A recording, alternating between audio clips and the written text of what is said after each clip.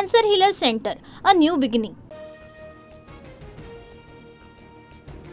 इंद्रजित सावंत धमकी प्रकरण कोरटकरनेच धमकी दिल्याचं सीडीआर तपासातून समोर. कोरटकरचा आवाज मॉर्फ केल्याचा दावा खोटा, सूत्रांची माहिती.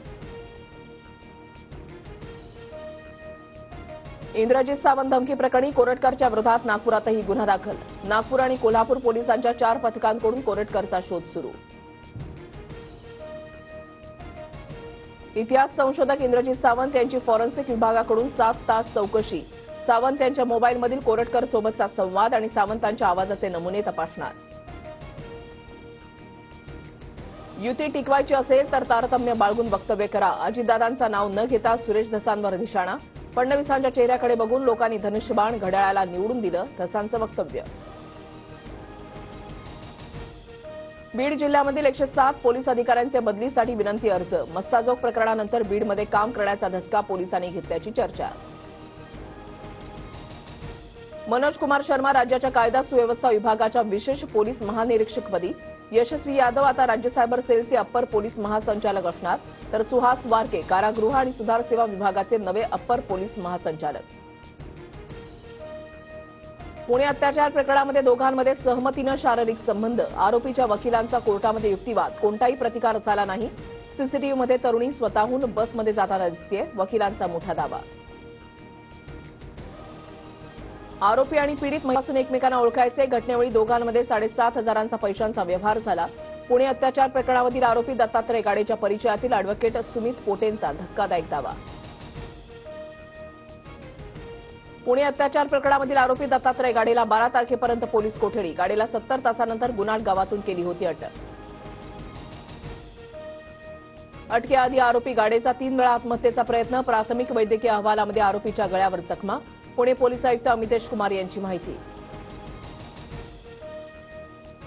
उद्धव ठाकरेंनी योगेश कदमांना संपवण्याचा प्रयत्न केला. ठाकरेंना उद्ध्वस्त केल्याशिवाय राहणार नाही. ठाकरेंवर गंभीर आरोप करत रामदास कदमांचा इशारा. राज्यातल्या जवळपास 500 सरकारी सेवा आता व्हॉट्सअपद्वारे मिळणार. सरकारचा मेटा कंपनीशी करार. मुख्यमंत्री फडणवीसांची माहिती.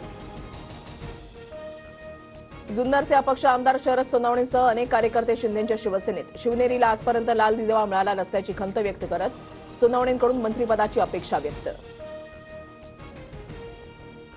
दीपक बडगुजर यांची मोकोकापासून सुटका. सामाजिक कार्यकर्ते प्रशांत जाधव गोळीबार प्रकरणामध्ये बडगुजर यांना पोलीस महासंचालकांकडून दिलासा. मुंबईतील पहिला भुयारी मेट्रोनं ऐतिहासिक टप्पा गाठला. मेट्रो 3 ची कफ परेडपर्यंतची धाव यशस्वीरित्या पूर्ण. आचार्य यात्रे चौक ते कफ परेड हा मेट्रो मार्ग प्रवासी वाहतुकीसाठी सुरू. देशभरात यंदा कडक उन्हाळा जाणवणार. कमाल आणि किमान तापमान सरासरीपेक्षा जास्त राहणार, हवामान खात्याचा अंदाज. मध्य आणि पश्चिम रेल्वेवर आज रात्रीपासून मेगा ब्लॉक. सीएसएमटीवर फलाट विस्तारीकरणासाठी ब्लॉक, तर पश्चिम रेल्वेवर ग्रँट रोड ते मुंबई सेंट्रल दरम्यान 13 तासांचा ब्लॉक. देशातील 7 कोटी पगारदारांचा पीएफ व्याजदर जैसे थे. 2024-25 साठी पीएफवर 8.25% व्याजदर कायम. राज्यभरात 11वीची प्रवेश प्रक्रिया ऑनलाईन होणार. 2025-26 पासून ऑनलाईन प्रवेश पद्धती राबवण्यास शासनाची मान्यता. व्हाईट हाऊसमध्ये डोनाल्ड ट्रम्प आणि युक्रेनचे राष्ट्राध्यक्ष झेलेन्स्की यांच्यामध्ये शाब्दिक चकमक. आमच्यामुळे तुम्ही सुरक्षित, आज तुमचा देश धोक्यात, ट्रम्प यांनी झेलेन्स्कींना सुनावलं. Cancer Healer Center, a new beginning.